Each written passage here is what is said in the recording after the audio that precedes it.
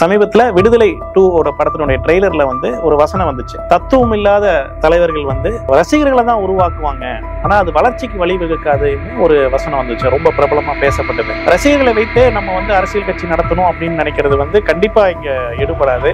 ஆதவ் அர்ஜுனா அவர்களை வந்து விசிக கட்சியில் இருந்து, விடுதலை சிறுத்தைகள் கட்சியில் இருந்து தற்காலிகமாக நீக்கி வைத்திருக்கிறார்கள் என்ற ஒரு அறிவிப்பு அவங்க தலைமையிலிருந்து வந்திருக்கு. இதை வந்து நம்ம கொஞ்ச நாளா எதிர்பார்த்ததான். ஒரு 4-5 நாளா இந்த ஆதவ் அர்ஜுனன் பற்றிய ஒரு தலைப்புல நிறைய பேர் பேசிட்டு இருந்தாங்க. அதுக்கான அந்த தலைமையில இருந்து வந்த அறிவிப்பு இப்போ எல்லாருக்கும் வந்துருச்சு.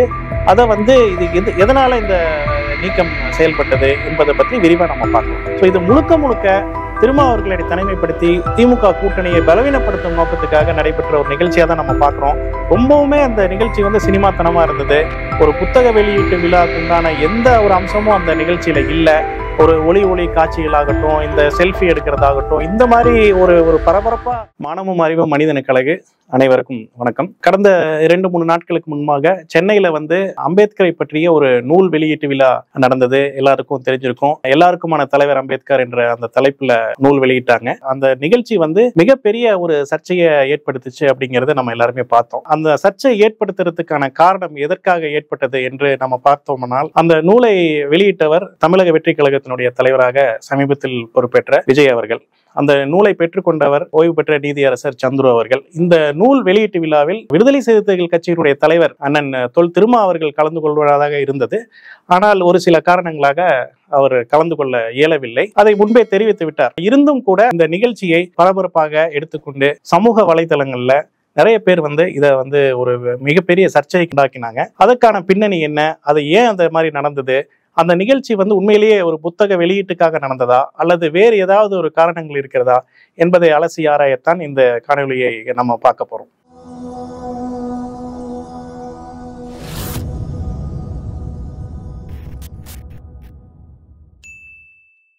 நிகழ்ச்சி யார் கலந்துக்கிட்டாங்க அப்படின்னு பாத்தீங்கன்னா, நடிகர் விஜய் அவர்கள் கலந்துக்கிறாங்க. அவருடன் வந்து புத்தகத்தை பெற்றுக்கொள்வதற்காக ஓய்வு பெற்ற நீதியரசர் சந்துரு அவர்கள் கலந்துக்கிட்டாங்க. அப்புறம் ஆனந்த் டெல்டுண்டே என்ற அவர் அம்பேத்கருடைய பேரன் அவரு கலந்துக்கிறாரு. முழுமையா இந்த நிகழ்ச்சி எதற்காக ஏற்பாடு செய்யப்பட்டது என்ற நோக்கம் அதுல வந்து நிறைவேறி இருக்கா அப்படின்னு பார்த்தா, அம்பேத்கர் அந்த புத்தகத்தை பற்றிய அந்த விஷயங்களை யாராவது பேசினாங்களா அப்படின்னு கேட்டா, ஓய்வு பெற்ற நீதியரசர் சந்துரு தவிர மற்றவங்க எல்லாமே வந்து அரசியலா தான் இதை பேசினாங்க. குறிப்பிட்டு சொல்லணும்னு பாத்தீங்கன்னா, திமுக அரசை எதிர்த்து அந்த முழக்கங்கள் தான் அங்க முன்வைக்கப்பட்டது. ஒரு படி தாண்டி விசிக தலைவர் திரு தொல் திருமா அவர்களை வந்து நெருக்கடிக்கு உள்ளாக்கும் விதமாகவும் கொச்சைப்படுத்தும் விதமாகவும் விஜய் அவர்கள் பேசினார்கள். அதையும் மீறி இந்த கூட்டணியை உடைக்கும் நோக்கத்திலேயே ஆதவ் அர்ஜுனா போன்ற தலைவர்கள் எல்லாம் அந்த மேடையில பேசினாங்க. இது வந்து அந்த நூல் வெளியீட்டு விழாக்கான நோக்கத்தை முற்றிலுமே சிதைச்சு நம்ம வந்து இது ஒரு அரசியல் நிகழ்ச்சியாவே நம்ம பாக்குறோம் அப்படிங்கறத நம்ம தெரிஞ்சுக்கலாம். அவரு ஆதவ் அர்ஜுனா வந்து விசிகாவினுடைய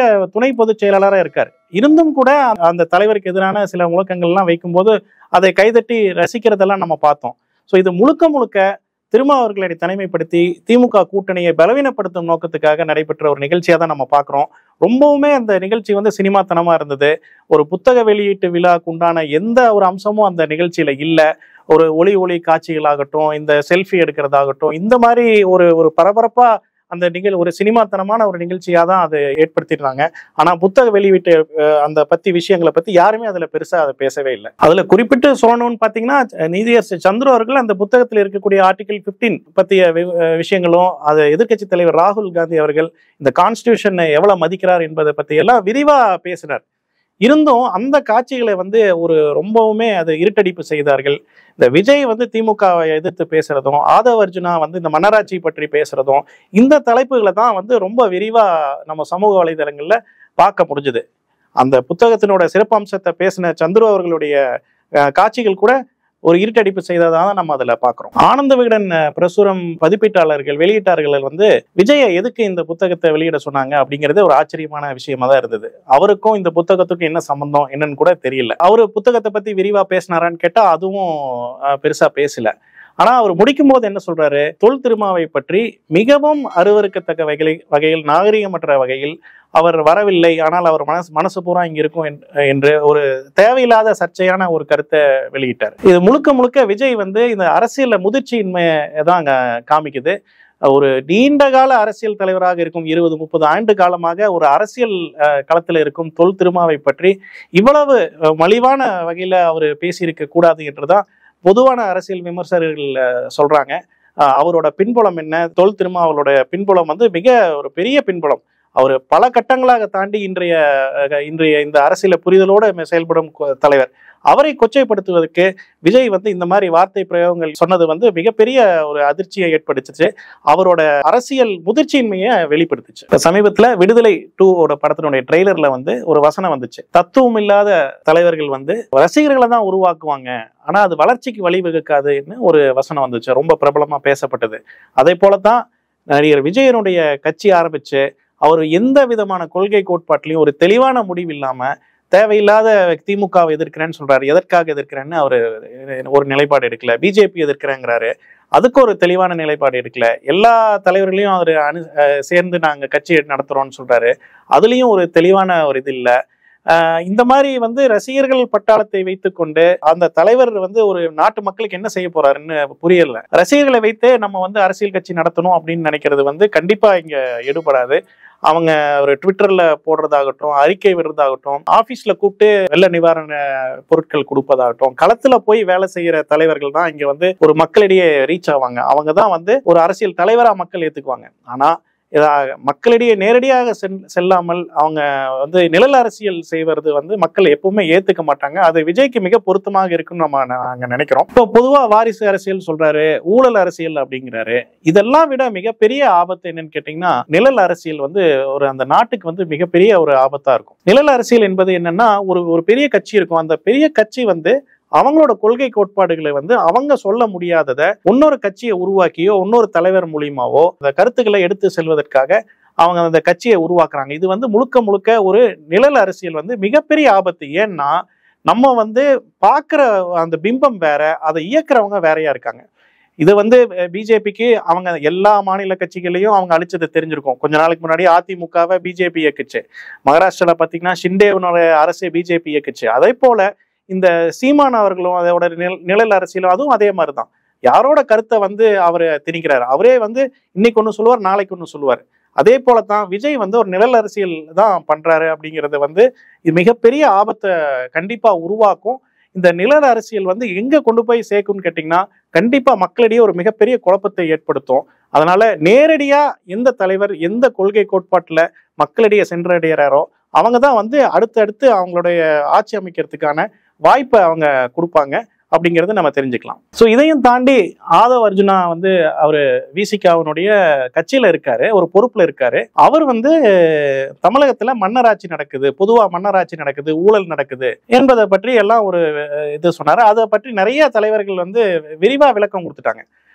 துணை முதல்வர் அவர்களே இது மன்னராட்சி இல்லை, அதே போல டிடிவி தினகரன் அவர்களும் காங்கிரஸ் எம்எல்ஏ செல்வப்பெருந்தை அவர்களும் இதை வந்து கடுமையா எதிர்த்திருக்காங்க. எப்படி மன்னராட்சியாக இருக்கணும், ஒரு துணை முதல்வர் வந்து கட்சிக்குள்ள ஒரு செல்வாக்குல வராரு முதல்ல, அதற்கப்புறம் மக்களால் தேர்ந்தெடுக்கப்பட்டு அவர் வந்து ஒரு சட்டமன்ற உறுப்பினர் ஆகிறாரு. சட்டமன்ற உறுப்பினர் ஆனதுக்கு அப்புறம் அதுல சட்டத்திட்டங்களுக்கு உட்பட்டு அவர் வந்து அமைச்சர் ஆகிறாரு. அமைச்சர் ஆனதுக்கு அப்புறம் ஒரு காலகட்டத்தில செயல்பாடுகளை பார்த்து துணை முதல்வர் ஆக்குறாங்க. ஸோ இது முழுக்க முழுக்க ஒரு சட்டத்துக்கு உட்பட்டது. இது எப்படி மன்னராட்சியாக ஏற்றுக்கொள்ளப்படும் என்று ஒரு பெரிய விமர்சனம் இருக்குது. ஸோ இந்த மாதிரியான ஒரு திசை திருப்பும் விஷயங்களை வந்து அந்த நிகழ்ச்சியில வந்து எல்லாருமே பேசினாங்க. இது முழுக்க முழுக்க திமுகவுக்கும் நெருக்கடி கொடுக்கறதுக்கான நிகழ்ச்சியாகவும் அந்த திமுக கூட்டணியை உடைக்கிறதுக்கு ஒரு படியாக தான் இந்த நிகழ்ச்சி ஏற்பாட்டாளர்கள் செய்திருந்தார்கள். பொதுவாக தமிழகத்துக்குள்ள இருக்கக்கூடிய நிறைய அரசியல் கட்சிகள்ல பார்த்தீங்கன்னா இன்றைக்கும் வாரிசு தான் அடுத்த கட்ட தலைவர்களா இருந்திருக்காங்க. அன்புமணி ராமதாஸ், பிரேமலதா விஜயகாந்த். வடநாட்டில் பார்த்தீங்கன்னா காங்கிரஸ் அவர் ராகுல் காந்தி எனக்கு தலைவர் பொறுப்பே வேண்டான்னு சொன்னா கூட அவரை தான் கட்சி வந்து தலைவராக்குது. சமாஜ்வாதி கட்சியில அகிலேஷ் யாதவ் இருக்காரு, ராஷ்டிரிய ஜனதா தள்ல லலு பிரசாத் மகன் இருக்காரு, அதே போல பிஜு பட்நாயக்கனுடைய மகன் அவர் தான் ரொம்ப வருஷமா முதல்வரா இருந்தாரு. டிஆர்எஸ்ல நம்ம சந்திரசேகர் ராவ் அவரும் அவரோட குடும்பத்திலுடைய இருந்தவர்கள் தான் ரொம்ப நாள் ஆட்சி பண்ணாங்க. இந்த மாதிரி நிறைய கட்சிகள்ல மாநில கட்சிகள்ல பொதுவா அவங்களுடைய வாரிசு இருக்கிறது ஒரு பழக்கம் தான். ஆனா அவங்க தேவைக்கு இருக்கும்போது அந்த கட்சிகளோட கூட்டணி ஏற்படுத்துறாங்க. இதே வந்து பாஜகவும் அதிமுகவும் தேமுதிகவோட கூட்டணி அமைச்சது, பாமகவோட கூட்டணி அமைச்சது, அப்பெல்லாம் அவங்க வாரிசு தானே இருந்தாங்க. ஸோ அதை மட்டும் அவங்களுக்கு வந்து பெரிய ஒரு வாரிசா தெரியல. ஆனா அவங்களுக்கு தேவை இருக்கும்போது அதை மறந்துடுறாங்க. இன்றைக்கு வந்து ஒரு வாரிசு அரசியலை பத்தி பெருசா பேசுறாங்க. அது வந்து மக்களிடையே பெருசா எடுபடாது. ஏன்னா கட்சியில எல்லாத்தோட விருப்பத்தையும் சேர்த்து தான் அந்த தலைவர்களை அவங்க உருவாக்குறாங்க.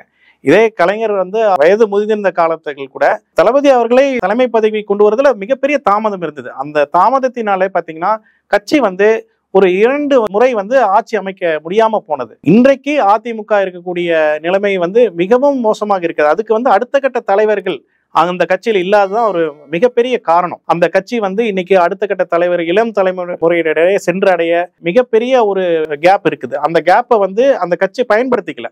ஸோ இது மாதிரி ஒரு கட்சியினுடைய வளர்ச்சி என்பது அடுத்த கட்ட தலைவர்களை அவங்க கை காட்டாம இருக்கிறது ஒரு முக்கிய காரணம். கை காட்டி ஆகணும். அப்பதான் வந்து அடுத்த தலைமுறைக்கு அந்த கட்சி போய் சேரும். இப்பவே பாத்தீங்கன்னா விஜய் அவர்கள் அரசியல்ல வரேன்னு சொல்றாரு. அவரு வந்து சினிமா துறையில அவர் மகனை வந்து இயக்குனர் ஆக்கிட்டார். முதல் படத்திலேயே லைக்கா என்ற பெரிய நிறுவனம் அதுல அந்த படத்தை தயாரிக்குது. அப்ப இது எப்படி எடுத்துக்கிறது? நம்ம இது வந்து வாரிசுல தான் நம்ம வரும். அதே மாதிரி ஒரு துறையில் இருக்கக்கூடியவர்கள் அவருடைய மகனையோ மகளையோ அந்த துறையில் இருப்பது வந்து ஒரு சாதாரண விஷயம் தான். ஆனா மக்களிடையே அவங்க ஏற்றுக்கிறாங்களா அப்படிங்கிறத நம்ம புரிஞ்சுக்கணும். மக்களிடையே ஏற்றுக்கிட்டாங்கன்னா கண்டிப்பா அது வந்து யாரும் குறை சொல்ல முடியாது. இது ஆதவ அர்ஜுனா கூட லாட்ரி மார்ட்டினுடைய மருமகன் தான். அவருக்கு பணபலம் இல்லாமையா உள்ள வந்தாரு.